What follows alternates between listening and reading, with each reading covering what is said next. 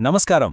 ఒక cricket legend, ఒక spiritual గురు, ఇంకా ఒక నోబెల్ ప్రైజ్ విన్నర్, వీళ్ళందరిలో కామన్గా ఉన్న ఒక్క విషయమేంటో తెలుసా?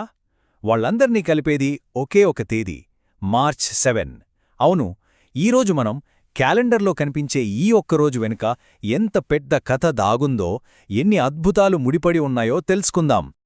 అసలు ఆలోచిస్తే ఒక రోజుకి ప్రత్యేకత ఎలా వస్తుంది?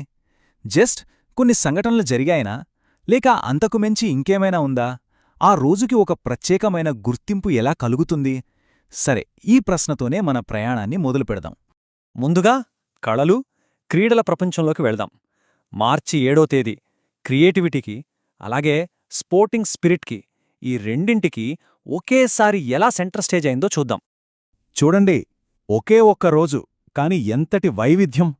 ఒకవైపు సంగీత మార్గదర్శకులు ఎంఎస్ రామారావు గారు, మరోవైపు క్రికెట్ ప్రపంచాన్ని ఒక ఊపు ఊపిన లెజెండ్ వివ్ రిచర్డ్స్, అటు బాలీవుడ్ స్టార్ అనుపమ్ ఖేర్, ఇటు తన గాత్రంతో మంత్రముగ్ధుల్ని చేసే సాధనా సర్గం. నిజంగా మార్చి 7 ఒక స్టార్ స్టడ్డెడ్ డే అని చెప్పొచ్చు. ఈ కంపారిజన్ చూడండి, చాలా ఆసక్తికరంగా ఉంటుంది. ఒకవైపు ఎంఎస్ రామారావు గారు తెలుగు సినిమాకి మొట్టమొదటి ప్లేబ్యాక్ సింగర్గా ఒక ఇండస్ట్రీకే పునాది వేశారు. ఆయనొక మార్గదర్శి. మరోవైపు అనుపమ్ ఖేర్, సాధనా సర్గం, వీళ్లు ఆధునిక భారతీయ ఎంటర్టైన్మెంట్ను గ్లోబల్ స్టేజ్కి తీసుకెళ్లారు. అంటే కొన్ని దశాబ్దాల్లోనే మన కళారంగం ఎంతగా పరిణామం చెందిందో ఈ ఒక్కరోజు పుట్టినవాళ్లే మనకు చూపిస్తున్నారు. ఇక స్పోర్ట్స్ విషయానికి వస్తే, ఒకవైపు కింగ్ వివ్ రిచర్డ్స్ పుట్టినరోజు. క్రికెట్ చూసేవాళ్లకి ఈ పేరు గురించి ప్రత్యేకంగా చెప్పక్కర్లేదు. ఆయన ఒక లెజెండ్.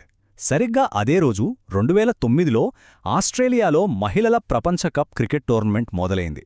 అంటే ఒక లెజెండ్ పుట్టుక, మరోవైపు ప్రపంచ వేదికపై ఒక పెద్ద టోర్నమెంట్ ప్రారంభం. క్రికెట్ చరిత్రలో మార్చి 7కి ఒక చెరగని స్థానముంది. సరే, కళలు, క్రీడల నుంచి ఇప్పుడు మనం పూర్తిగా భిన్నమైన ప్రపంచంలోకి వెళ్దాం.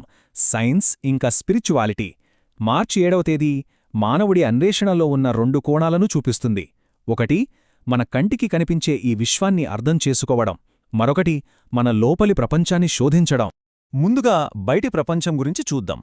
ఆస్ట్రోనమీ అంటే ఖగోళశాస్త్రం.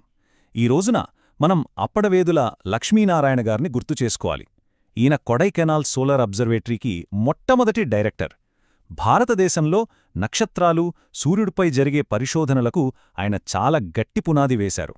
ఒకవైపు టెలిస్కోపులతో సుదూర విశ్వాన్ని చూస్తుంటే, మరోవైపు మైక్రోస్కోపులతో మన కంటికి కనిపించని జీవ ప్రపంచంలోకి వెళ్లారు డేవిడ్ బాల్టిమోర్ వంటి శాస్త్రవేత్తలు. ఈయన నోబెల్ ప్రైజ్ విన్నర్. వైరస్లు, జెనెటిక్స్, ఈ రంగాల్లో ఆయన చేసిన పరిశోధనలు